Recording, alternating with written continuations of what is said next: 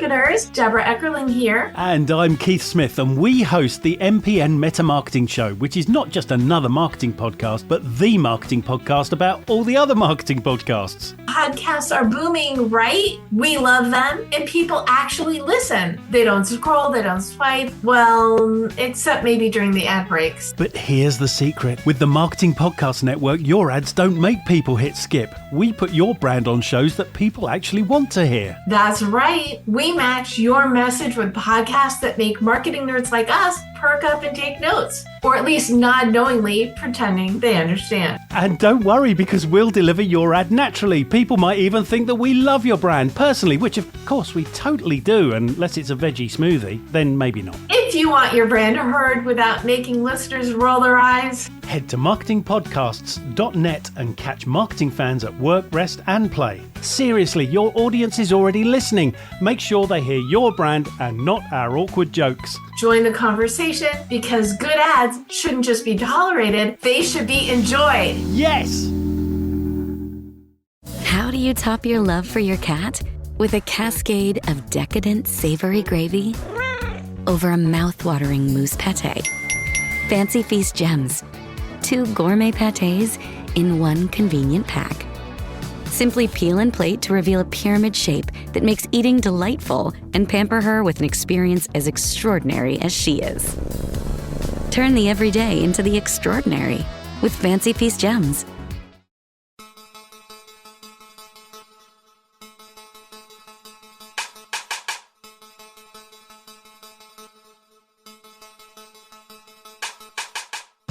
Coming up on this episode of the Entrepreneurial You. It's not the product, it's not the service, it's the team that makes the organization.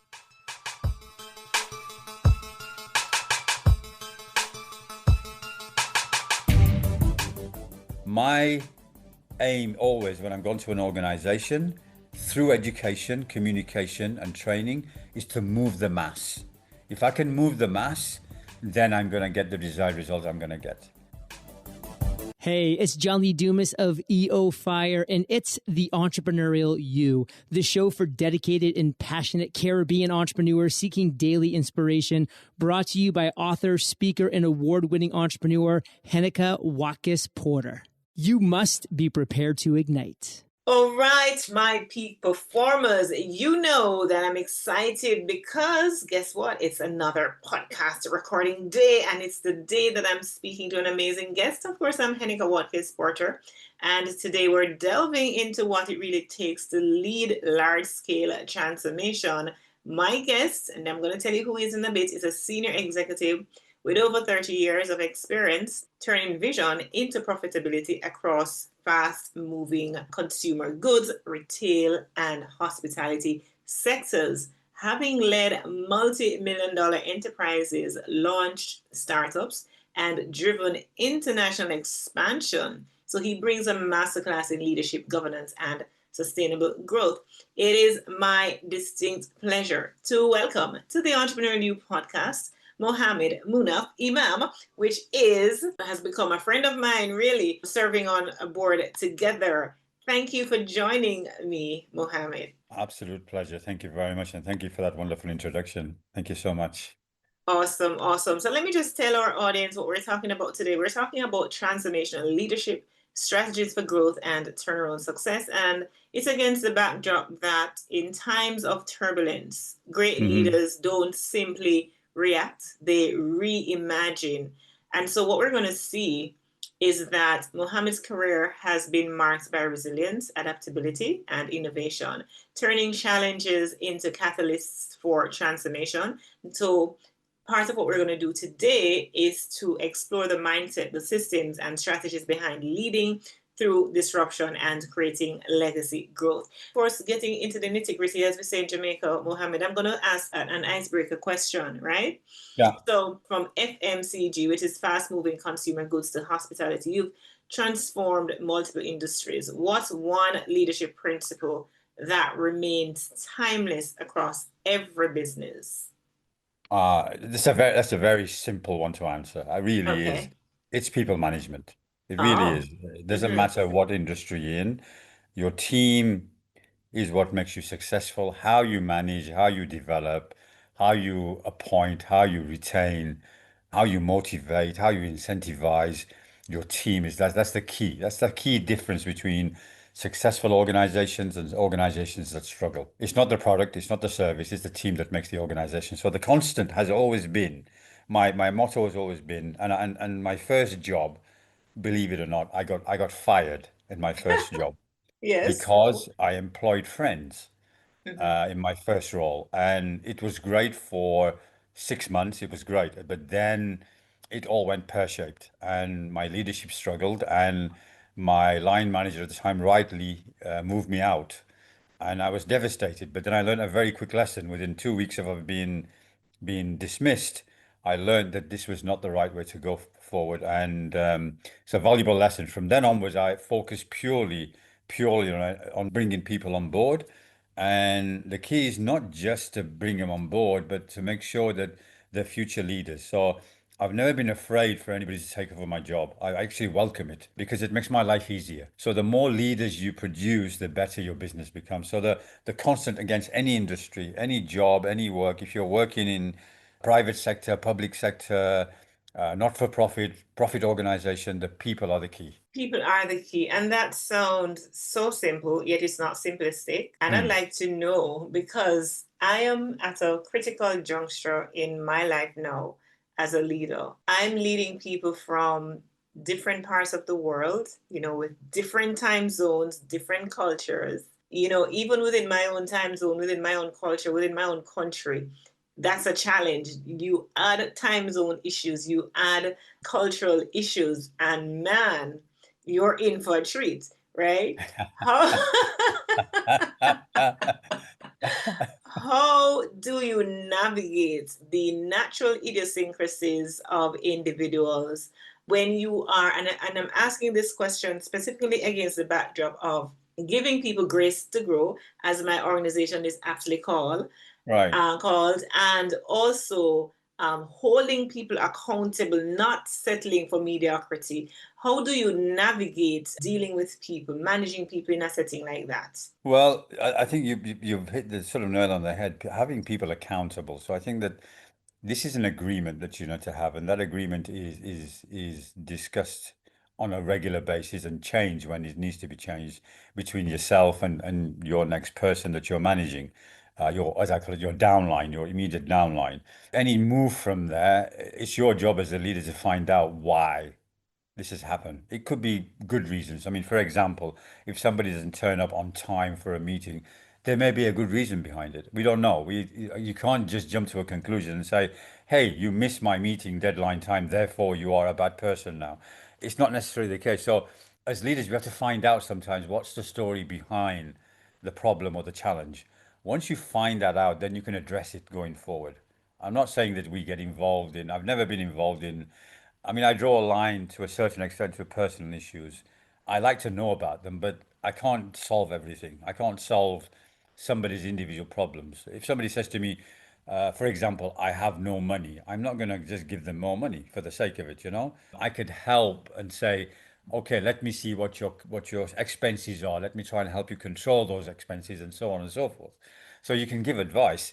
But now, once I find out what the problem is, if there is a problem, if I find out, they're trying to address it and hope and then highlight to the individual how this issue is disrupting or acting as a barrier to their performance, and what it makes me feel and what it makes others feel if there's a group of people, and what are the consequences if it continues. I think you have to be very clear from the start, but I am willing to help. So my again, even poor performers, you deal with poor performers all your life in an organization, because only 10% of your organization are real high performers. 20% are poor performers, and the rest are in the middle, just churning over day after day. You can't just dismiss or move out poor performers. There's a reason, but you've got to help them. You've got to help them, hold their hand, give them a chance, give them the opportunity, give them the backing, give them the support, the training that's required. So if somebody's late, for example, learn in terms of different cultures, learn about the culture. What is it about them? I mean, for me, when I moved to Africa for the first time, Africa time was a concept that I was never used to. Hey, you Okay. want to come to I, Jamaica? no, it's good. Now I don't mind. I don't mind. But my first couple of meetings, in Africa, in South Africa, I was pulling my hair out, saying, how dare they not respect my requirement to be here at 10 a.m. And it's only then that I learned afterwards. I was speaking to people and said, you know what? No, this is normal. This is just normal.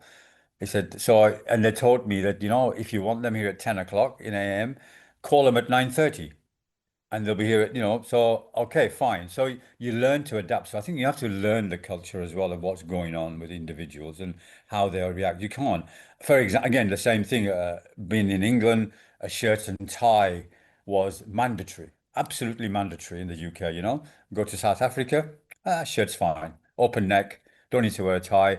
It's different ball game, and again, I judged people when my first day, 2 or 3 days, I'm looking at people going, my, they don't respect me because they're not wearing ties and shirts, but that's not the case. I learned afterwards. So I think you also go on a learning journey yourself when you deal with other people. Zoom in a way or online meetings is a wonderful thing because you can work with anybody in the world. The challenge of that is you're dealing with multi-time zones. You're dealing with technology that's not always reliable in different countries, okay? And that brings its challenge, obviously. You have to be patient. I think you just have to be patient and accept it as to what it is. And, you just have to follow up with individuals who are not able to join or have a bad connection, whatever the case may be, and follow up with them and say that they get the information that's required and help them through it so they don't feel that they've been left out. And also, also thank the team who took the trouble to join and be there with us through the thick and thin, because it's important that we always congratulate them and recognize them because they could have stayed away. And today, in today's environment, I'm sorry, I'm going on a bit now. In today's environment, it's very easy excuse. If I didn't want to talk with you today, I could have just said to you, oh, my network's down, and you have no say in it at all. So there's an element of trust that's involved in this as well. We have to trust our people now that what they're telling us is true. Because, but I sometimes question if I see a pattern of individuals where they're constantly having network challenges, I start to wonder, that, hey, hang on a minute, this is happening too often. And I have spoken to, it's very sad in a way, but I have spoken or contacted mobile network operators in certain countries saying, do you have problems with your network? Because I want to find out whether it is real challenges or is this person really taking me for a ride? So that's what I can share with you. Interesting. Listen, I live in Jamaica and I'm still getting, well, I haven't gotten used to the not showing up on time. I'm sorry. That's one I will never get used to. No matter what. No, But, even yeah, you're right. I mean, I still have discipline with my family that if we say 6 p.m., it's 6 p.m., But I've mellowed a bit now, and yeah, my yeah, view is I my get view is you. I very get you. simple. If you can't turn up on time, it's your loss. Yeah, Really, yeah, it's your loss. yeah. Because I can't wait for you, and I have to. If it's a team environment, I have to work with the Yes, team. And the other thing is absolutely. the other discipline that I have, Heneka, is that if somebody is late, if it's a 1 hour discussion, if somebody is late and they're late by 10 minutes, they only have 50 minutes with me. They don't have 1 hour anymore Thank because you. no, I will not Absolutely. because they will not mess up my day, or affect anybody Absolutely. else. That you cannot Absolutely. do. So That is it. That is it. I yeah, I'm start on very time. right. Yeah. Yeah. If I have a I'm very coaching disciplined now. session, exactly. If I Yeah, have a coaching session and it starts at 10 and you show up 10 as you say, well, guess yeah. what?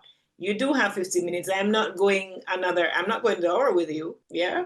We have a lot in common there. Interesting.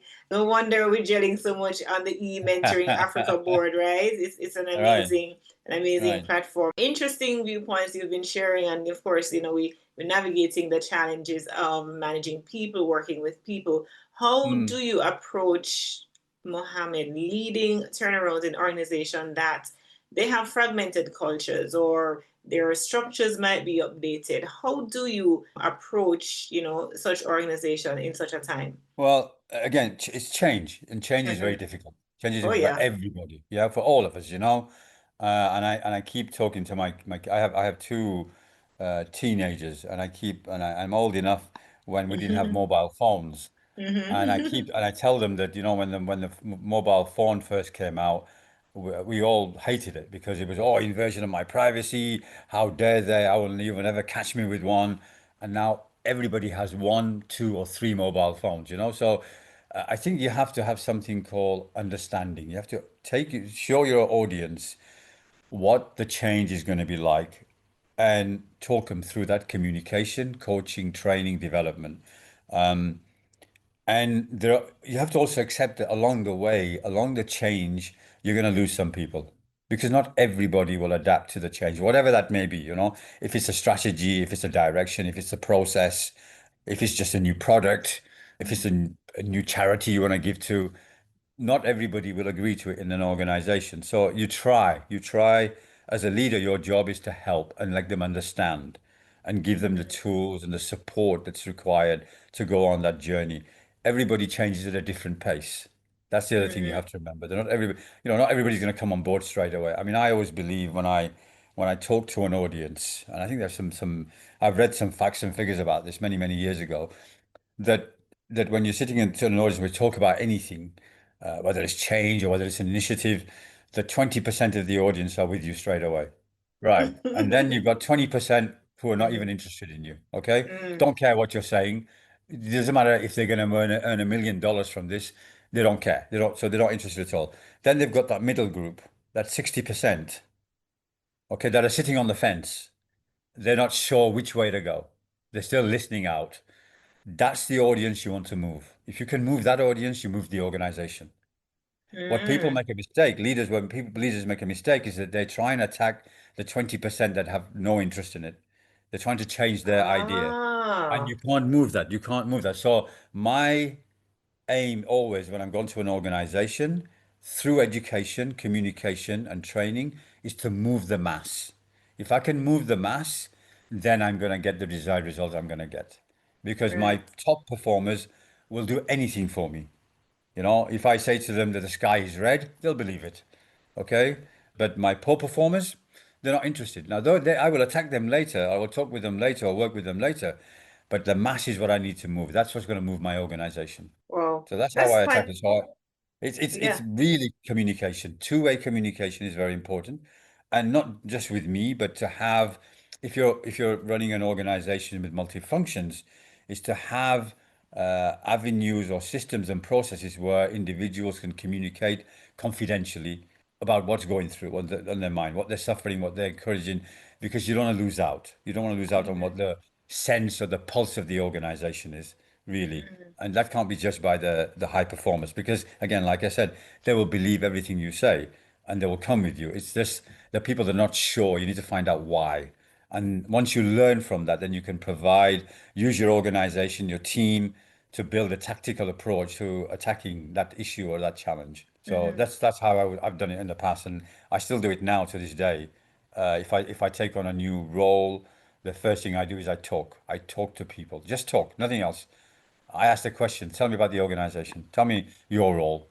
Tell me how you would change things. What's stopping you from being successful? What can we do with this organization to be successful? What's your definition of being successful?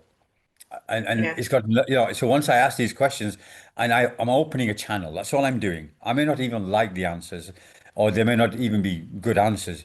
All I'm doing is giving them a platform to express. And I want that. I really want that. Is I want to hear what they're saying. And I try to do that with every organization I've worked with. I try and meet with the staff as much as possible, with the team members as much as possible, and speak to them as much as possible. Just how's your day? What's happening? What you working on? Oh, really? What you getting? What sort of results are you getting? Okay. Are you any challenges you're facing? Do you need any help? Now, I may not be able to do anything directly, and it's not a review, but I'm just taking an interest, and I am really taking an interest in what they're doing because I want to know. Yeah, yeah. And So, my peak performers, what Mohammed is saying is absolutely true, because I remember when we just joined the e-mentoring Africa board, yeah, Mohammed reached out. You reached out to let's have a meeting, let's have a chat. And I thought that was so, that was pretty cool, right? Because it does help to get to know the people who you're working with, at yeah, any level. And right. that's really important. You've worked multi-sectors. How does the change management happen in one industry versus the other? So you've been in the fast-moving consumer goods, Yeah. and you've been in other industries. What does it look like, and what are the constants across industries? Well, constant it's slow. Change is slow. Mm-hmm. Constant and constant. It's not. You can't. You can't do fast change. Mm, Otherwise, you'll have more pain. mm-hmm. I always look at change like a tanker on the sea. When a heavy tanker on the sea wants to makes a turn right or turn left, it makes a decision many nautical miles before it can do it.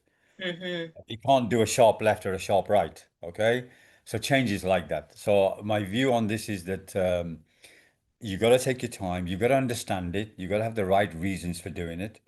You got to make sure that the strategy that you've got, that most people are online with it, on board, they communicate it to, they understand their role in that transformation or that change, and constant review and communication and update. So I learned that even in failure, even, and that's where you learn most, but in my early days, I used to sort of hide the failure, protect yourself because, you don't want to be seen as Ego's somebody who ego, can't do your right? job, right? Right. But then I learned afterwards that it's okay to tell the audience that, you know what, it's not going as well as I predicted. What do you think? I need some help. I think that when you open up, when you show people that you're human, change becomes faster. I think when you lose that tag of the boss, the CEO, therefore, Yes. I'm the boss, don't touch me, I know everything. Well, no, I don't know everything. I'm only as good as my people, and I need my people on my journey. They're my passengers. I had a boss that used to say to me many times, the train is leaving the platform, you best get on the train. Okay? Otherwise, you're going to be left behind. That's what he used to tell me. And I used to say to him, but that's great, but I'll get the next train. Maybe I'm not ready for this train yet, and he didn't like it. And I just did that to challenge him, nothing else. He wasn't trying to be, I was trying to be clever or anything. It's just saying to him that there is more than one way of doing something. So my way or my transformation or the transformation that I think may not be the right way. So I think communication is important, as I always said, but it is very slow. It's painful. Change is painful for everybody, no matter how much, because you get used to something. When you're used to something, there's a habit that you form, it's very difficult to get out of it. Very difficult. And why should you? Because it works for you. It's worked for you for years, so why would you want to change? But so to convince somebody, to show somebody that actually this new change or that new way of working would be beneficial to you in the long run. There's a fear involved. People always fear because there's fear of losing the job, fear of losing a skill, fear of not being worthy anymore. So if you can tackle that fear, then change becomes easier. But it's never easy. It's never easy. And you have to accept that. It's a difficult journey. And it varies from time to time, industry to industry, depending on the type of change you're making. I'll give you an example. I changed the business, one business where it was an offline business, and I wanted to move it to an online business. Okay. Now, that may sound very simple. It took me 2 years to do it. The journey was 2 years. From Mm, the first day I communicated it to where I got 100% online took me 2 years. Okay. So it's a journey. You have to be ready for that. You can't, and I had people telling me, "Oh, you got to do it in 6 months." And it's possible. You can't do it. I can do it, but it'll fail. It will fail and we'll have losses left, right, and center. Because with the change, you have to remember is that you also have to produce the day-to-day results. It's very rare that a shareholder or an investor or a group CEO would say to you, actually, you know what? You're going to have a change for the next year and a half. It's okay if you make losses or your results go down. Don't worry about it. Nobody says that to you. Your expectations are you still hit the figures year on year. You still hit the figures, you hit the increases. So your day-to-day job has to continue. And that's difficult too. So you're managing your day-to-day business, which has its own challenges, and you're managing the change environment with the business, which is difficult for everybody, and which may or may not guarantee the result that you're looking for. So that's what you're faced with. So it's uncertainty, complete uncertainty, mhm. um, and all you try and do is minimize risks as much as Yeah. possible. That is key. All you try to do is minimize risk as much as possible. A good place at which we can take a break for the community connection segment. And when we come back, Mohammed, we're going to talk about diversity at the board level and how that helped to strengthen a corporate strategy. So it is now time for community connection. And I love this part because then I get to share feedback from you, our community, whether it's a question, whether it is a lesson you've learned, some stories. and just general feedback about what goes on in the Entrepreneurial You community. Now, just 2 weeks ago, we completed the LeaderCast event. So we actually hosted a graduation for cohorts 5 and 6 from Grace to Grow Mentorship and Training, and that is the social enterprise that I run that provides free mentorship for women over a 12-week period. And so we had that graduation, topped it off with LeaderCast, which is a top tier leadership event based in the US, but of course I have license to operate it. And so we brought it there, and I am getting some feedback, some testimonials from some of the graduates. And here is what Agnes Magumo Wanga, and she is based in Uganda. She's one of our participants, and she says, "Thank you so much, Heneka, for this great program. The facilitators that you kept bringing to teach us did a very wonderful job. I learned so much more, Grace, as you continue speaking into many lives of queens." Thank you, Agnes. It was such a pleasure to have you. And that was our community connection. So now I return to my conversation with Muhammad Muna Imam, and it has been a great one surrounding transformational leadership strategies for growth and turnaround success. So let's talk about, Mohamed, diversity at the board level and how that helped to strengthen corporate strategy. Well, I think, what does diversity mean? Actually, that's the Yeah, first question you got to look at, I right? mean, it's not just about male and female participation. It really is not, And I think that we're, from a board perspective, we've just balanced now the female and female representation. I think that's good. The boards that I'm on now, I feel comfortable with that. But at the same time, am I representing minority population? I don't know. Or an ethnic population? I don't know. I don't think that's piece of, am I looking at people who are physically challenged? Are they represented on the board level?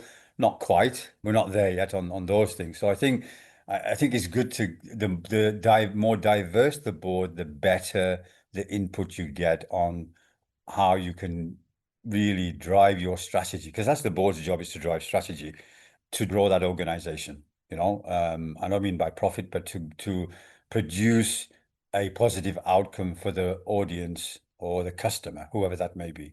So I think we've done a lot of work. I think boards have increased in their diverse representation, but I think we've still got a lot of work to do. I think the journey has just started. I'm very fortunate that both I'm on 2 boards, and both are quite diverse in terms of people from different parts of the world, different gender, different skill sets. That's even better too, because you don't want to have the same skill sets around. People bring in different values to the board in terms of inputs to the strategy and so forth. So I think you need to have the mix. And and the other thing that I haven't mentioned, I know you don't know this, but I haven't mentioned to our board that we are both on now. I'd like to bring our next generation of board members on at some point, because I want to get them ready for future. And I'm not saying that we should wait until a board member leaves, but I think certainly having youngsters, people who are in the late 20s, early 30s, to come and see how a board operates and get to learn a bit more from that, so that they can become future board members one day. And that's something that I'd like to do. But we're early days now with our e-mentoring Africa board, but it's certainly something that I'm really keen on doing, is that how do I get the next generation interested in becoming board members? And what do I know? For example, again, sorry, I'm going to talk about this, that you and I are on a board that works with the youth, okay? But we don't have a youth member on the board. All right. So I'm questioning myself here. How can I change or impact the youth when I don't know what the What are you youth really want? thinking? Yes, Right? yes, So yes. this is the thing that I have to internally, that I'm dealing with. I'm not saying I'm right or wrong. I'm just questioning myself that surely somewhere along the way, either I should have a board member, a youth board member, or form a committee that has the board member, that has a bridge between myself and them, or the board and the youth. So there's a two-way communication going on. So we learn. Yes, yes. Yeah. So that's Yeah. that's what I think. I think that we're still falling short in boards. I see it in many boards. I am a shareholder in many companies that I invested in. And I go to certain board meetings, and no disrespect, they are people who are ready for retirement or have retired, on the board. Very talented. I'm not saying that the qualifications aren't right, but their product and service is, let's say, for the 20 to 35-year-old or 40-year-old, okay? So how can you tell me, sitting on the board, what to do with the 25 and 40-year-old? It's just so I think we have a long way to go, yeah, in Yeah, my view. you're so right, and that is why even for Grace to Grow Mentorship and Training, what I did Yeah, when I was forming my board was to ensure that one of our former participants, right, became part of the board. I invited her to be part of the board because then she can represent, having been through the program, she knows what the program is about, knows what to tweak and what we need to right, keep. Right. right. So I really endorse what you're saying. And maybe that's something that we can actually present. You can present at the Perhaps, next meeting because it is right. a valid point. You certainly need youth to be representing, to at least, even if you're in, because not to say that youth don't have wisdom, but certainly they have what we don't have. They have what they need in their front and center. They know what they need. They can bring their perspective. So if we can have somebody be like a liaison between whom we're serving and those that are served. I'm going to, sorry, I'm going to add something onto that, and a Mhm. typical example. I've said to you before, I have two teenage daughters. Sometimes they speak a language I don't understand. Okay, right? True. Right? They use certain terminology that I don't understand, and they have to explain it to me, and I'm okay with it, right? Um, Now, so when I'm communicating with that audience or that age group, my communication is completely different. I'm using different terminology, right? So it's a very simple thing, yet if they're using different, I mean, I was taught the word eight today, ATE, which means I've done it, Yeah, I've yeah, really yeah, bagged it, yeah. right? Oh Lord. Right? Oh, you learned that So, one. Yay. right. So she said to me, my dad said, Dad, you got to say I ate it. I said, I ate it. I said, okay, I got to say that. Okay. And then she told me what it meant. And I thought, okay, now, you know what? But I'm not communicating that out to anybody. When I'm communicating with that audience for one of the companies I work for, we're not communicating that respect at all. I'm not saying that everything should change. So if there's a mismatch in the communication, Mhm. then how am I going to get my growth that I need? How am I going to connect with the people that I need? So I think not just about what our audience wants. So for example, in our board role with EMA, yes, we're doing something positive for the youth. Yes, I'd like to learn whether what we're doing is impactful for them or not, or how we can change it. But I wouldn't know for 1 minute how to communicate with them effectively. I know how to communicate with them as a senior person, of course, and I can Mhm. write a memo or I can write a draft, a newsletter. I don't know if that terminology would excite them, and Mhm. our job is to motivate, is really get them excited in what we're offering so that they can come and see the benefit of it. So I think that in itself shows you the gap that we have in our learning capabilities, in understanding capabilities. And I think it also goes back to what you said, the first question you asked me about how do you manage with different cultures and so forth. You got to learn, haven't you? You got to sit back and learn. You can't just jump in and say that my way is the way, and it's the only way, because you just don't know what is happening sometimes on the ground. I mean, you have people in place to give you that information, but until you speak to them, until there's a representation from that audience, I don't think we'll ever find out properly, effectively what's going on. And that's why organizations spend billions of dollars on market research, billions, to find out what's going on, to find out what their customers think, or what they find out what their elapsed customers think of their product or their service, so they can then change and adapt and move forward. So we need to find out what our audience is talking about. So if there's a gap in the board in diversity, it's really that gap of having somebody on board or a mechanism that bridges the gap between the audience and the board. Absolutely. Absolutely. I love that. I love that. All right, Mohammed, we have come to the end pretty much almost of our Wow. conversation. Yes, yes, yes, yes. I'm going to ask you your final thoughts and how might our community of peak performers get in touch with you for some of your wisdom? Oh, well, they can make a donation to me of $50. No, I'm just joking. Excuse me, sorry. They can get hold of me on LinkedIn, Muhammad Muna Imam. Please, it'll be a pleasure if you just go on there and get on there. You punch in my name and it should come up, and send me a request to connect, and I will connect with you with pleasure and help you out with whatever advice I can give you. And if I can't, I'll point you in the direction of where you can go or what resources you can use to get yourself into a better place if you want to go to a better place. And if you just want to be in a network, that's fine too. Just let me know how I can help. Other than that, yeah, I can. I don't want to give you my email address, but certainly go on LinkedIn and go on that, and it'd be great to get me through on there. Okay. Okay, awesome, awesome. All right. So I'm going to go before I close up officially. Let's go to trending now. According to the 2025 Deloitte Global Board Survey, companies that prioritize diversity and governance innovation see 35% higher growth and 25% stronger retention. Of course, Mohammed's life and his example and what he shared with us reaffirms that the future belongs to inclusive, adaptable leaders. And that's what's trending now.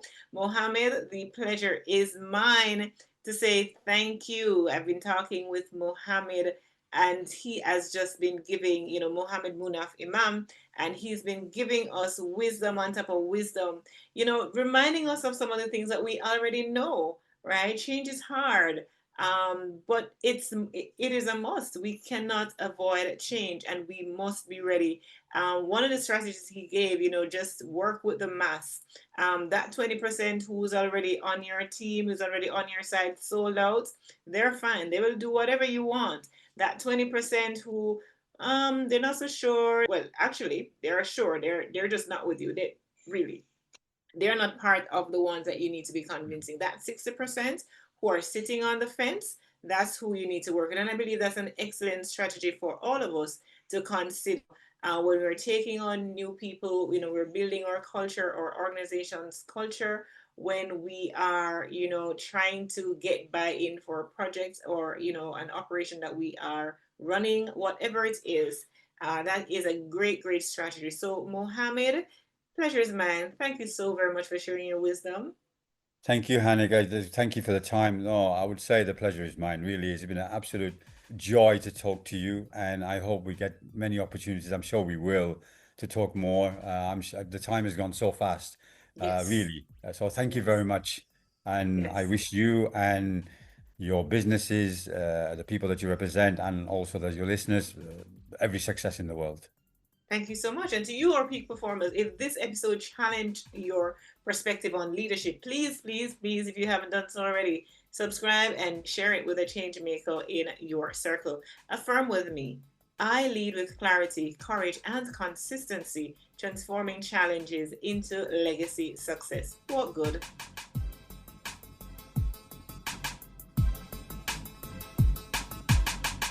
You may know you're listening to this show along the Marketing Podcast Network, but did you know there are other great shows on MPN to help your business? Robbie Samuels hosts the On the Schmooze podcast. Robbie, tell listeners what to expect from the show. Since 2015, I've interviewed entrepreneurs who overcame challenges to achieve success in their field or industry. Tune in to On the Schmooze to listen as I ask deep questions to elicit untold stories about leadership and networking. And where can people subscribe? Find the show at ontheschmooze.com or on marketingpodcast.net, or just search for it wherever you get your podcasts. You heard them. Go subscribe. This podcast is heard along the Marketing Podcast Network. For more great marketing podcasts, visit marketingpodcasts.net.